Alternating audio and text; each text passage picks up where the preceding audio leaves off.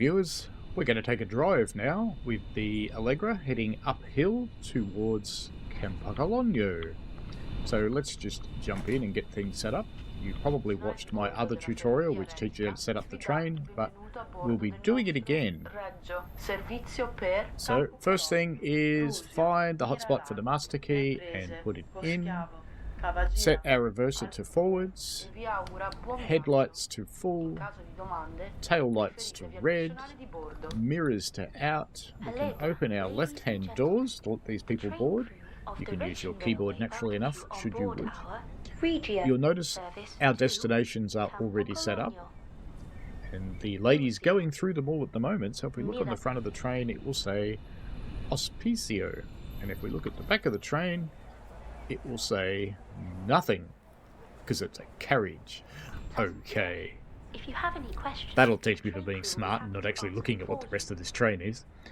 Now, power setup wise, we already got our battery on because it comes that way when you get in a service or a scenario. I don't think there are any that require a cold start, but the tutorial in game actually takes you through cold start should you need to do it on a rare occasion. And we run on the DC pantographs with the front and the rear. It is correct to run both of them. If you're running on an AC route like a Rosa, you wouldn't have the DC ones up, you would have the AC one up in the middle. This screen teaches you all sorts of interesting things about the train and goes through all sorts of statistics that, well, you know, if you're interested in that sort of thing, fantastic. But none of the buttons are active around it. The most annoying one that's not active is this one, because you can't put it in dark mode for nighttime, which is a bit sad. This is our cruise control. We can set that for 30, and it's time to lock our doors, so I will. I used my keyboard, but you can also just press the doors close button there. Alright, we're pretty much ready to go. So I've set our cruise control for 30. Our park brake is off. Our train brake is on full service. Now on this line, because it's so steep, the way you're supposed to do it is to apply some power and then release the train brake. Because if you don't, you might roll backwards. So in this particular case where we are, you wouldn't.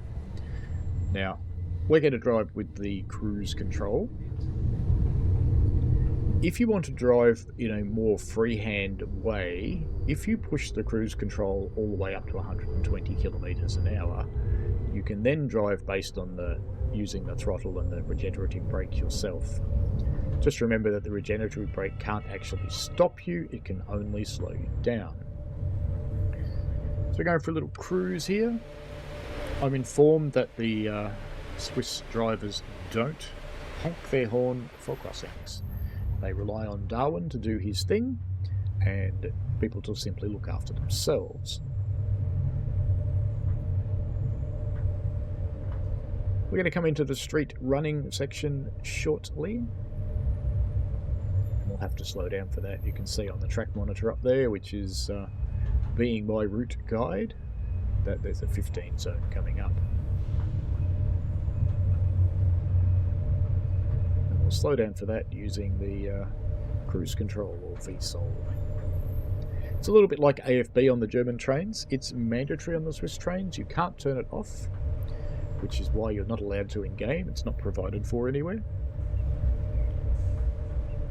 So let's just get onto it and bring us down to 15. Come on. A little bit finicky with the moose. Just as bad with the controller, I might suggest. Now this is pretty exciting doing 15. I mean, I could get out and actually probably run faster than this, but that's okay. It's the penalties of street running.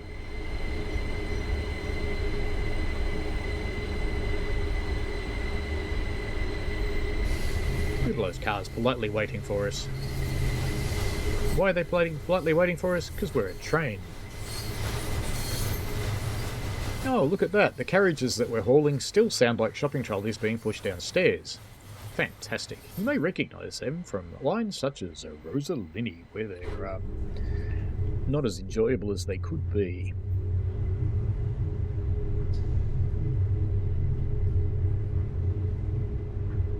We're heading up the hill through the very exciting 15 part.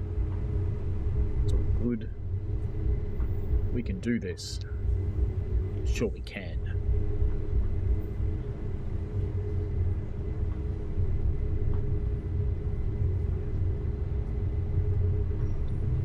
Now, ordinarily I'd actually do a tutorial and show you how to run down the hill, because that's usually more difficult. Would you believe it's exactly the same? You just set the cruise control and the train does everything. So you just sit here going, that's okay. Or you could use the sneaky workaround and put the cruise control in 120 and drive it yourself using the throttle and regenerative brakes. I have a faint suspicion I will probably do that, you know. In fact, since we're allowed to speed up here, why don't we do that?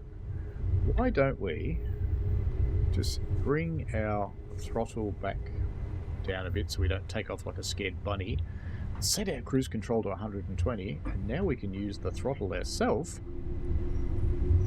to actually set our speed. So here we go.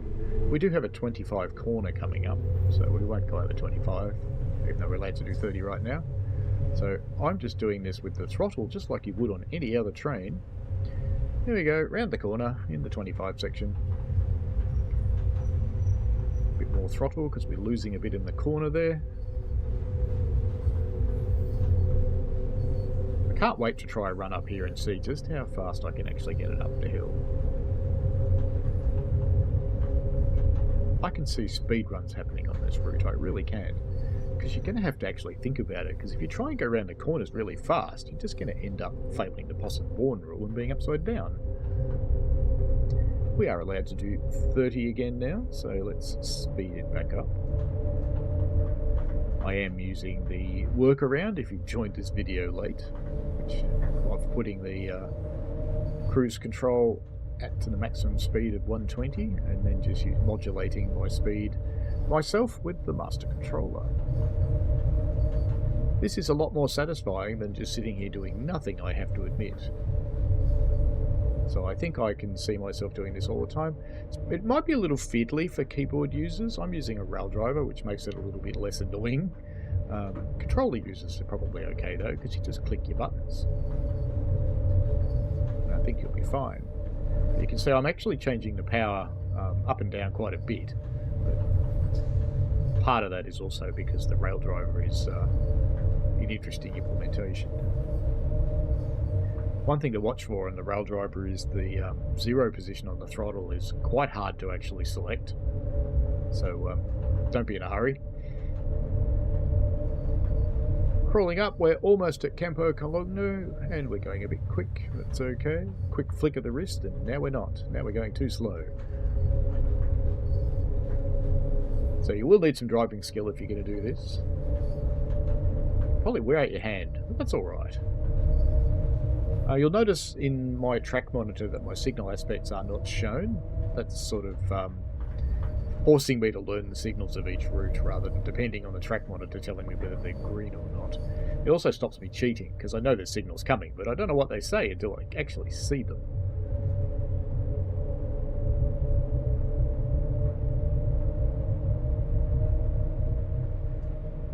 So on a new route you might want to keep your track monitor showing the aspects so you get to know what the signals mean. Campo Cologno. Prossima fermata, Campo Cologno. Next stop, Campo Cologno. Very good. Now I haven't turned on the safety systems for this run because I find them slightly annoying, so I didn't turn them on. But can. I'll show you how in the other tutorial. I'm not convinced that Sister is actually doing what it's supposed to do, in that it should be forcing you to acknowledge signals. It doesn't seem to. It's coming off the power now.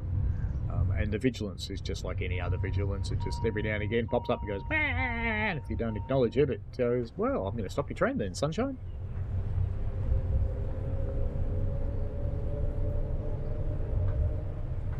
Now, when we get up here, you've got to be really careful not to run past the stop board because that is a signal. So we can start slowing down and let's get some air brake into it because you mustn't go through the fuzzy stop board. There we go. Put our air brakes on full and we can open the doors. I'll use the buttons on the dash this time. That opens them up. can see that our signal has gone green up ahead of us because the points have now changed. And because that signal is green, we can go past the stop board there.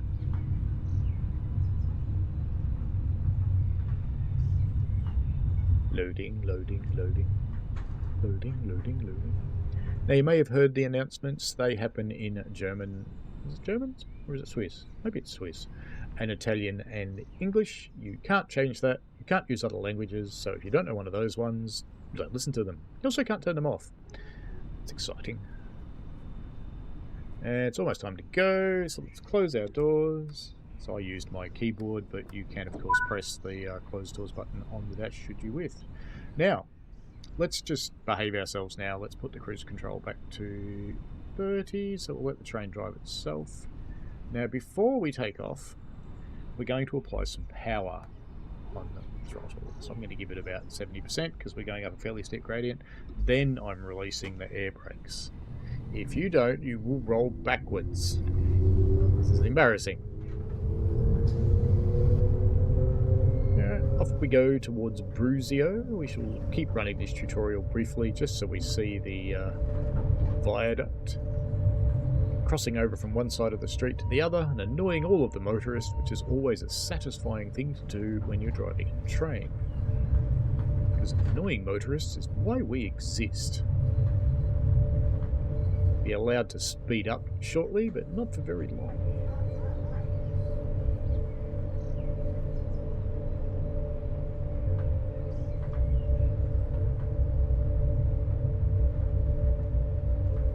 I'm just trying to think what the VSOL keys are on the controller. I have to look that up. I'm not actually sure, but I'm sure if you normally drive on Xbox or PlayStation, you probably know what they are, so I probably don't really need to tell you. But if you do need to know, ask me in the comments and I will go and find out for you.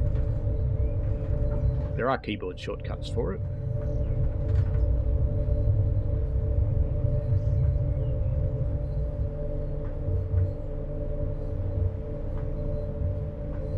I usually just use the mouse. Grab it by the handle and yank it. 45. It's time for some high-speed running, if I can get on the thing. There we go. Lovely.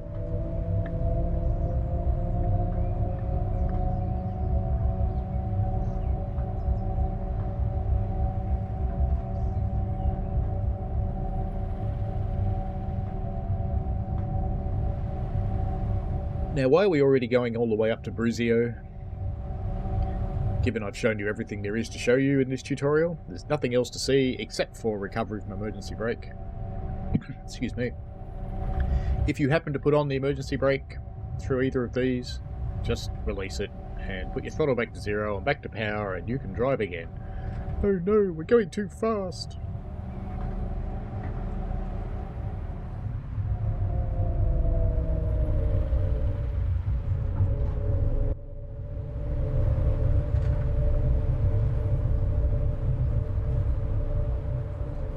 No train for you! You can of course open and close windows, you can open and close blinds, you can even open and close blinds while you've got windows opened and closed if you can get back on it. Look at you can close the window without closing the blind. Ha! How you reach that? I don't know, but you can. This one's different though. If the blind is down on this window, you can't actually open the window. See, the hotspot goes away. And that's because the window blocks it. And similarly, you can't do the blind now. There are blinds behind you, should you wish to use them. There we go, if I can get on it properly. Come on. Come on. There we go. Come around the other way. Are we supposed to stop? Not yet. Open the door. You can do blinds. Lots of exciting things you can do while you're cruising along. Actually gonna have to get up to do this, aren't I? This is naughty, isn't it?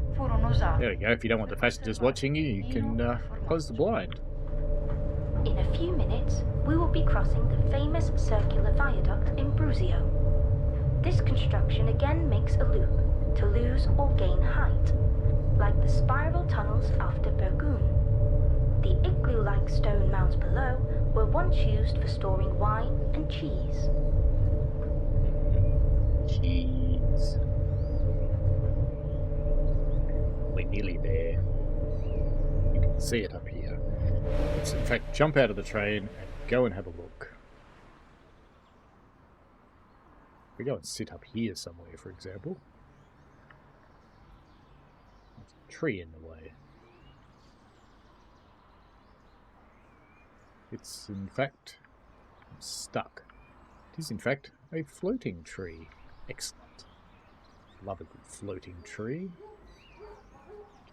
Let's just sit here. We should see the train go all the way around the loop.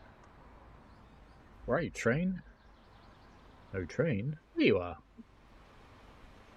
How'd you, pretty train?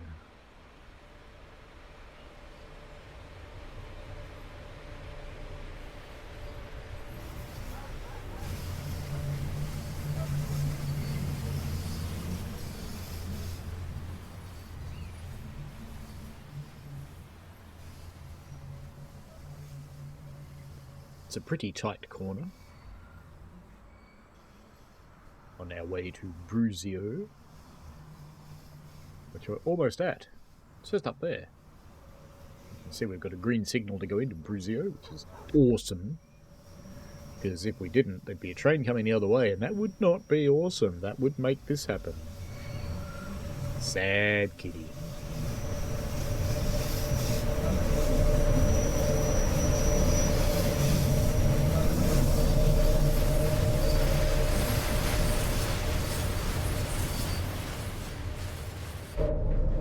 Our 3 oldie shopping carts connected to the back of the train there.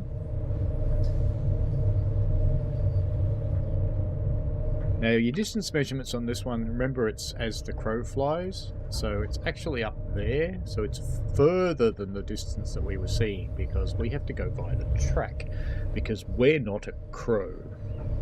Rawr.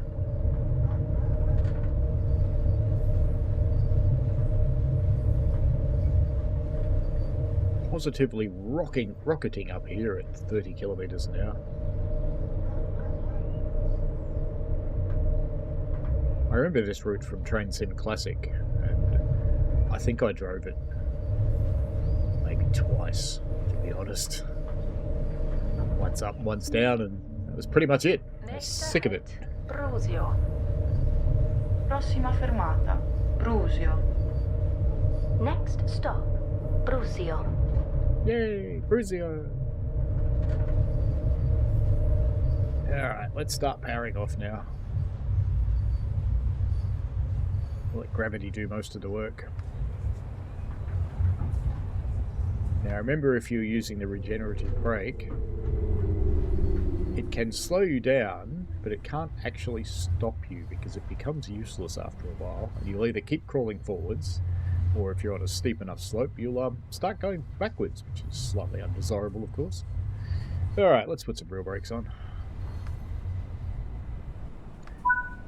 And open the doors, and I think that is probably a good enough place to finish our tutorial here at Brusio, on our train to Ospizio.